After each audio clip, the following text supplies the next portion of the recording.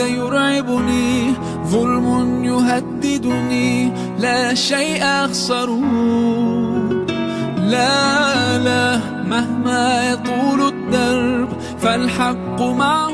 بسم الله والحمد لله صلى الله وسلم وبارك على حبيبي ورسولي المصطفى والمرتضى محمد بن عبد الله صلوات الله وسلامه عليه وعلى آله وأصحابه أجمعين. abatuliriza abalungi abali ku Salam TV, tukomyewo nga twagala tugende mu maaso n'omusomo gwaffe ogukwata ku tawhid mu hijja. Ajjukira obulungi omusomo gwaffe twalaga akakwate akali wakati wa hijja ne tawhidi. Ne tugamba nti hijja yennyini nga hijja muteeko mu miteeko gy'okusinza. Bw'amala okubeera nga hijja muteeko mu miteeko gy'okusinza, ako ke kakwata akasooka akalaga nti n'ebikolebwa mu hijja bikolebwa nga bikolerwa Allah yekka subhanahu wa ta'ala. Era twalaga nti ekigendererwa ky'okuzimbibwa kwa Kaaba kwali kusinza Allah subhanahu wa ta'ala. Bwe kibeera nga ekigendererwa ky'okuzimba Kaaba kusinza Allah subhanahu wa ta'ala, kitegeeza nti hijja etambulira wamu n'okwawula Allah subhanahu wa ta'ala mu kusinzibwa kwe. Omusomo gwaffe bwe bwafaanana. Olwaleero abatulaba abalungi nabasuubiza okubannyonnyola embeera ya Nabbi sallallahu alaihi wasallam hijja eyeeyolekeramu tawhidi ow'amaanyi. Mu mirimu Oweekitiibwa Muhammad sallallahu alaihi wasallam gye yakola mu hijja mwalimu tahqiiqu tawhidi, okutuukiriza okwawula Allah subhanahu wa ta'ala. Era omuwandiisi omu bamuyita Ba'dan al-Ba'dan, ayina ekitabo kiyita ahwalu nabiyyi sallallahu alaihi wasallam fil hajj, embeera za nabbi mu hijja. Yannyonnyola embeera ez'enjawulo nabbi ze yalimu, gamba nabbi nga bwe yali mu hijja mu mbeera ey'enjawulo. Naye nannyonnyola ahwaluhu oba haaluhu ma rabbihi, embeera ya nabbi sallallahu alaihi wasallam mu hijja n'omulezi we Allah subhanahu wa ta'ala. Nga bw'otunuulira hijja ya nabbi sallallahu alaihi wasallam, osiŋŋaana nga ogumu ku mirimu emikulu gye yakolera mu hijja ye kwali kutuukiriza tawhidi n'okumunyweza mu bifuba by'abasahaba, okuva ku ntandikwa ng'ayengedde emikolo gya hijja okutuuka ku nkomerero y'emikolo gya hijja. Nabbi sallallahu alaihi wasallam yalangirira yatuukiriza tawhid. Era yu'addu tawhidu أعظم القضايا التي قام بها النبي صلى الله عليه وسلم في حجه في تحقيقها. توحيد atwalibwa nga yemu ku nsonga enkulu Nabbi sallallahu alaihi wasallam ziyafaayo okubeera nga atuukiriza mu hijja ye. Njagala tulage mawaqif, ebifo ebiraga Nabbi sallallahu alaihi wasallam nga atuukiriza tawhidi mu hijja ye. Ekifo ekisooka, Nabbi sallallahu alaihi wasallam nga Jabiri bw'anyumya mu hadithi eri mu kitabo kya Muslim, bwe yamala okutuuka e Dhul Hulaifa. Nabbi sallallahu alaihi wasallam yalangirira n'ategeeza basahaba be nti ajja kukola hijja, nga hijja yalaalikwa mu mwaka ogw'omwenda. Nabbi sallallahu alaihi wasallam n'agikola mu mwaka ogw'ekkumi, nga ebulayo emyezi 3 ave mu bulamu buno obw'ensi. Bwe yali agenda okukola hijja, abantu baakuŋŋaana okuva mu bitundu eby'enjawulo nga baagala bakole hijja n'omuntu asinga okumanya Allah subhanahu wa ta'ala n'okumusinza, era nga baagala bakole hijja n'omusomesa waabwe bamulabireko butya bwe banaakolanga hijja zaabwe, era bamanye n'ensonga enkulu nabbi waabwe omubaka waabwe zaatunuulidde mu hijja ye, eyabagamba nti khudhu anni manasikakum, mujje kunze enkola yammwe eya hijja. Basahaba mu kiseera ekyo omuwendo gwabwe baali bawera 12,000 n'okusoba. Basahaba 10,000 baayanukula ne bakola hijja nga bali wamu n'omubaka Muhammad sallallahu alaihi wasallam. Kitegeeza nga Jaabiri bw'anyumya nti bwe yalinga atambula, abalala baalinga ku sayidi eya ddyo, ng'abalala bali ku kkono, ng'abalala bakulembedde, ng'abalala bali mabega, naye nga bonna buli omu yeetegereza butya Nabbi sallallahu alaihi wasallam bw'akola mu hijja ye.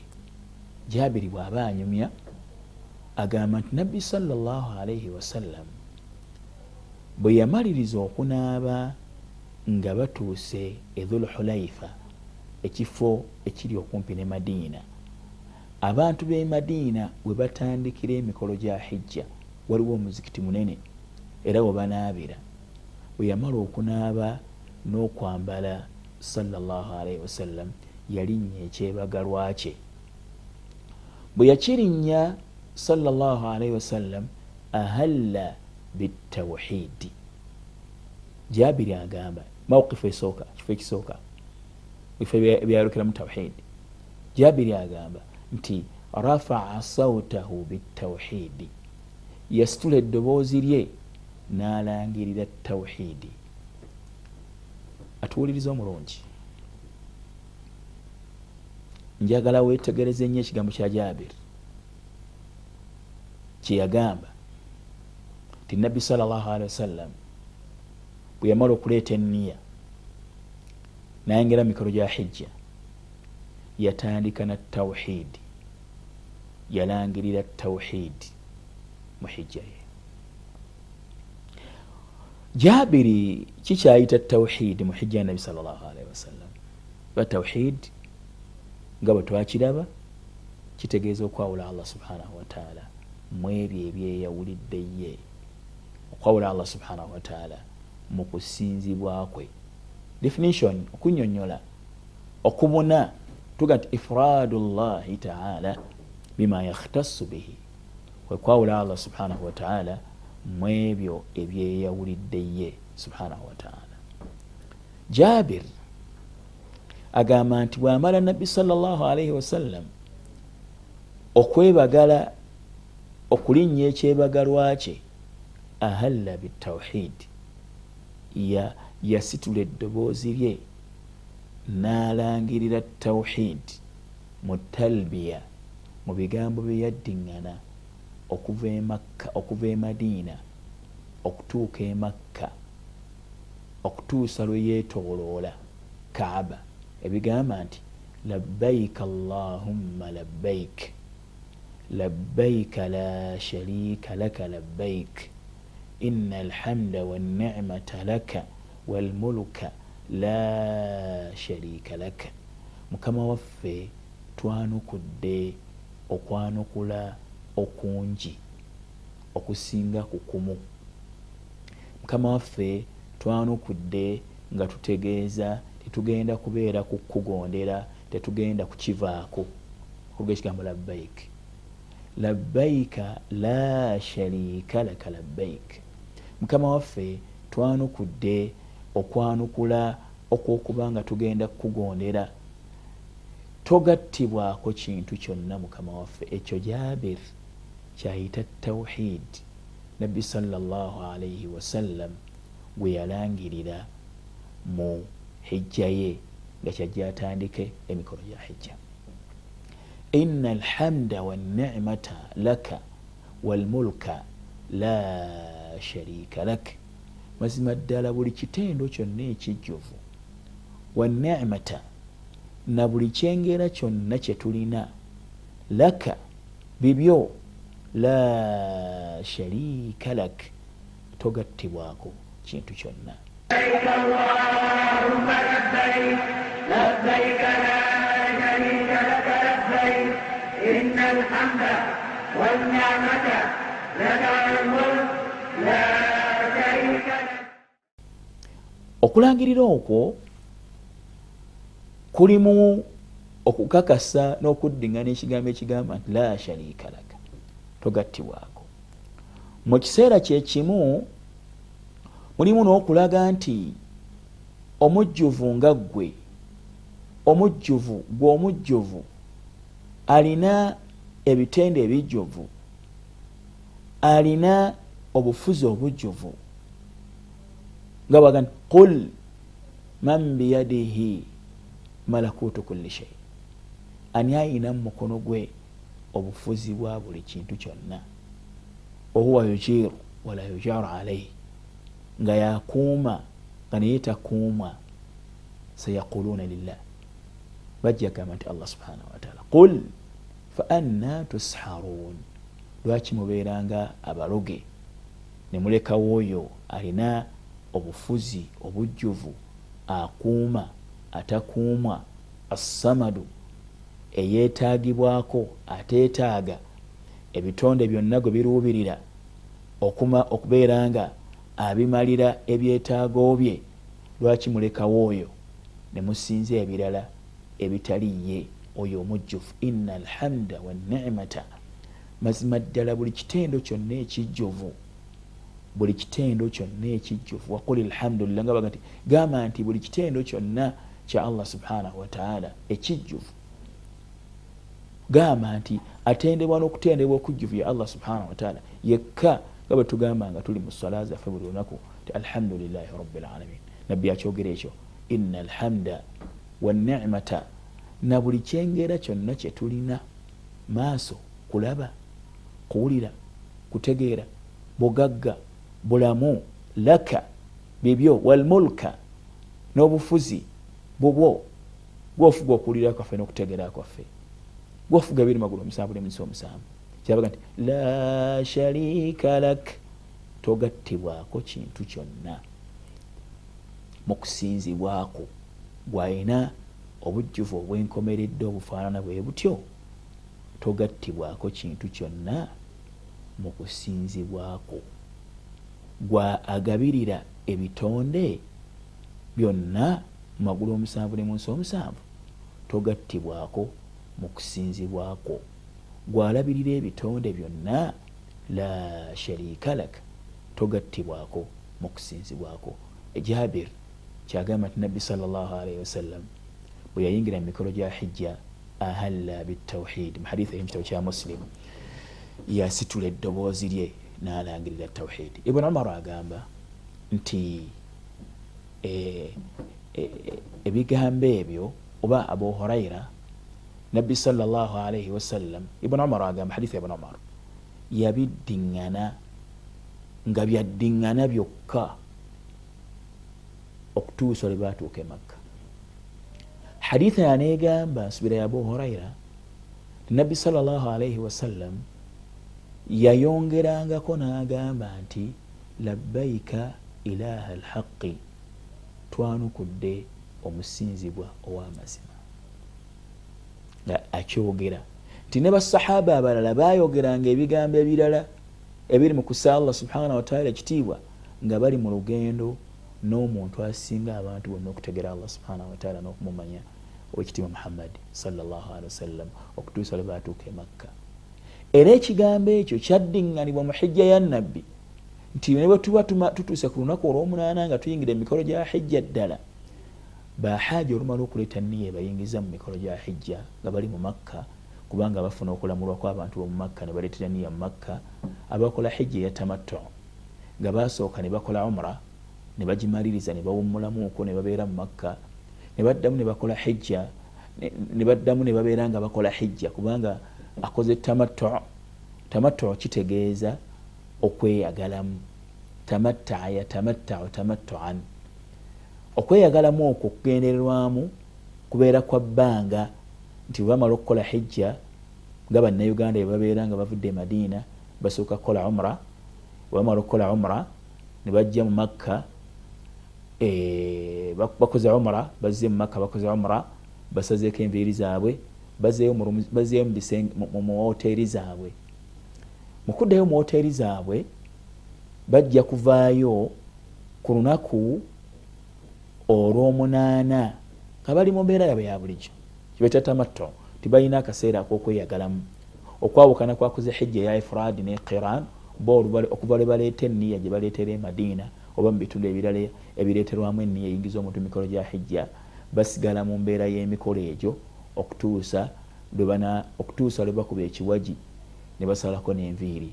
Olwo ne bakkirizibwa okubeera nga bava mu mikolo okuvaamu okusooka ne bambala engoye zaabwe, babeera nga bakkirizibwa n'ebyala byali baziyiziddwa, nga basigaza kimu kyokka kyakka okwetolola Kaaba, olwo babeere nga tebakyali mu mizizo, bagivuddemu okuvaamu okwokubiri. Ku lunaku olwo olw'omunaana era abantu bajja kuva e Makka nga bamaze okuleeta enniya zaabwe nga bagenda balangirira ebigambo ebyo. Labbaik Allahumma labbaik, labbaik la sharika laka labbaik. Mukama waffe twanukudde, tewali kugattibwako ku ggwe Mukama waffe, gwe wekka gw'osinzibwa mutuufu okusinzibwa. Inna alhamda wanni'mata laka walmulka la sharika lak. Mazima buli kitendo kyonna ekijjuvu. Inna alhamda wanni'mata, na buli kyengera kyonna kye tulina, laka bibyo, la sharika lak, togattibwa nga Allah gati wama bikum min ni'matin fa min Allah. Temulina kyengera kyonna okujjako nga kiva eri Allah subhanahu wa ta'ala. Era omubaka Muhammad sallallahu alayhi wasallam bwe yabukeesanga agamba nti Allahumma ma asbaha bi min ni'matin aw bi ahadin min khalqik, ay Allah mbukeesezza nga tewali kyengera kyonna kye nnina oba ekitonde kyonna mu bitonde byo tekirina kyengera kyonna kye kirina, faminka wahdak, okujjako nga kiva gy'oli, kiva eri ggwe wekka, la sharika lak, tewali kikugattibwako Mukama waffe, falaka alhamdu walaka shukuru, okutendebwa kukwo okujjuvu n'okwebazibwa kwonna kusaanira ggwe subhanahu wa ta'ala. Bajja kuva e Makka nga bagenda baddiŋŋana ebigambo ebyo okutuusa lwe banaatuuka e Mina nga bali mu buufu bw'abasahaba bwe baalingamu. Bwe banaatuuka e Mina bajja kusulayo, nga kiri sunna okusulayo ku lunaku olw'omunaana, nga basulayo baveeyo bagende mu Arafa. Banaaba bagenda mu Arafa bajja kgenda nga baddiŋŋana ebigambo ebyo ebitegeeza okwawula Allah subhanahu wa ta'ala n'okumutongoza. Labbaik Allahumma labbaik, labbaik la sharika laka labbaik, inna alhamda wanni'mata laka walmuluka la sharika lak. Bwe banaakeera ku makya nga bagenda mu Arafa bajja kgenda nga baddiŋŋana ebigambo ebyo ebitegeeza okwawula Allah subhanahu wa ta'ala. Bwe banaabeera mu Arafa balagirwa okuddiŋŋana ebigambo ebyo ebiraga obwomu bwa Allah subhanahu wa ta'ala n'okuba nti Allah subhanahu wa ta'ala yekka yasinzibwa mu butuufu bw'okusinzibwa. Bwe banaava mu Arafa nga bagenda e Muzdalifa bajja kuddiŋŋana ebigambo ebyo nga osiŋŋaana nga Allah subhanahu wa ta'ala akubiriza nga agamba nti fa idha afadtum min arafatin fadhkuru llah, bwe mubanga muvudde mu arafa mugumbulukuse mujjukire allah. faidha afadtum min arafatin fadhkuru llah, bwe muba muvudde mu arafa mujjukire allah. Bajja kuva mu arafa nga bagenda bagamba mu mabaasi gaabwe ne mu mamotoka gaabwe n'abatambuza ebigere, labbaik allahumma labbaik labbaik la sharika laka labbaik inna alhamda wannicmata laka walmuluka la sharika laka. bwe banaavaawo bajja kutuuka e Muzdalifa, ne bw'oba okooye haaji oba hajati mu kiseera ekyo tokoowa okwogera ebigambo ebyo, kubanga bye bisinga okwagalwa mu hijja. owange haaji oba hajati tokoowa okwogera ebigambo ebyo. bwe banaavaawo bajja kubeera e Muzdalifa, basulewo baveewo ku makya. banaaba bagenda ku kiwaji bajja kgenda nga boogera ebigambo ebyo, kuba ekiwaji ekisooka ku lunaku lwa Idi bijja kukomekkerezebwa n'okkuba ekiwaji ekisooka, nga tebannaba kuba kiwaji kisooka, olwo labbayika awo waakoma mu mikolo gya hijja. ab'ebitiibwa abatuwuliriza, bwebeera nga hijja bwetyo bwefaanana era na abatulaba, kitegeeza nti omuntu eyeeteekateeka okugenda okukola hijja asaanidde amanye nti omulamu omukulu okugendererwa mu hijja kwawula Allah subhanahu wataala n'okumutongoza. nabwe kityo kikakata kwoyo agenda mu hijja okubanga alongoosa enzikiriza ye mu Allah subhanahu wataala, okubanga alongoosa enzikiriza ye mu Allah subhanahu wataala, okubanga atukuza omwoyo gwe n'agujjamu ebitali Allah subhanahu wataala. olwo wajja okukola hijja egenda okufuuka ensonga emuyingiza ejjana. bomubaka bagamba nti walhajju almabrur, ne hijja ekoleddwa obulungi ekkiriziddwa, laisa lahu jazaau, tewaliwo mpeera muntu gyagifuna mu ndala illa aljanna, okujjako okuyingira ejjana. nsaba Allah subhanahu wataala abanguyiriza olugendo lwabagenda mu hijja n'abatannabagenda, abakolera enteekateeka ey'okugenda okulambula ennyumba ye. wabarakallahu fikum wa jazakumullahu khaira fi dunya wal akhirah. n'abanagenda akkiriza emirimu gyabwe era abakuume abazze bulungi eri abantu baabwe. assalamu alaikum warahmatullahi wabarakatuh.